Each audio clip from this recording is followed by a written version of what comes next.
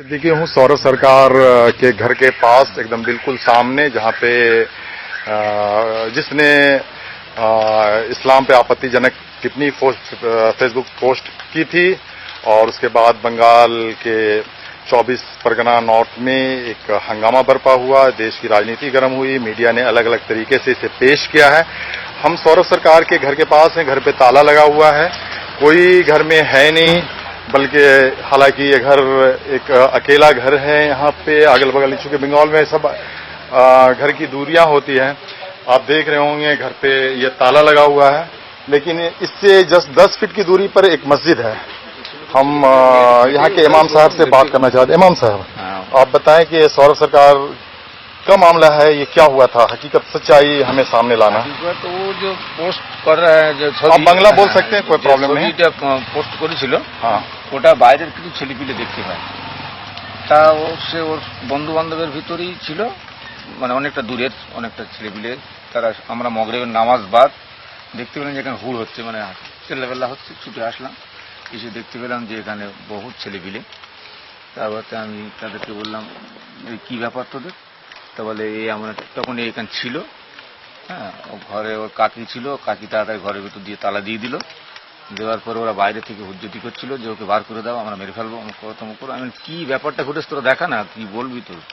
আমি তো জানি না ওসব। তারপরে ওরা আমার কাছে ছবিটা দেখালো, আমি দেখলাম, দেখি বললাম তো নেক্ষার জন্য খুব জঘন্য কাজ করেছে এরা, ছেলেটা। যাই হোক, তবু আমি বললাম তোরা এখন ঠান্ডা হ। কিন্তু ওরা উত্তেজিতভাবেই ছিল। তারপরে কি ওর কাকা ছুটে আসলো, কাকা পুলিশ অফিসার, ক্যালকাটা পুলিশ, ও কাকা বাবলু সরকার, উনি আসলেন। আসার পরে ওনার সঙ্গে আমি বললাম যে আপনার ভাইপো যে কাজটা করেছে তো খুব দুঃখজনক কাজ। তো উনি স্বীকার করলেন যে হ্যাঁ, খুব দুঃখজনক কাজ, এটা মর্মান্তিক ব্যাপার। তারপরে তো ছেলেপিলে খুব হুড়াঙ্গার, দরজা ধরে টানাটানি যারা এসেছিল। তারপরে আমি বললাম তোরা ঠান্ডা হয়, কিন্তু ওরা কোনো মতোই ঠান্ডা হয় না। তারপরে কিছু বাদই দেখলাম প্রশাসন এসে গেল। আসার পরে প্রশাসন ঘরের ভিতর ঢুকলো, দেখলো ওকে ও আর নেই ঘরের ভিতরে। ছাদের উপরে উঠলো, নানান দাল খোঁজাখুঁজি করার পরে দেখতে পেল নেই। তখন ওর বাবাকে ডাক করছিল, ওর বাবা তো চলে গেল এখান থেকে।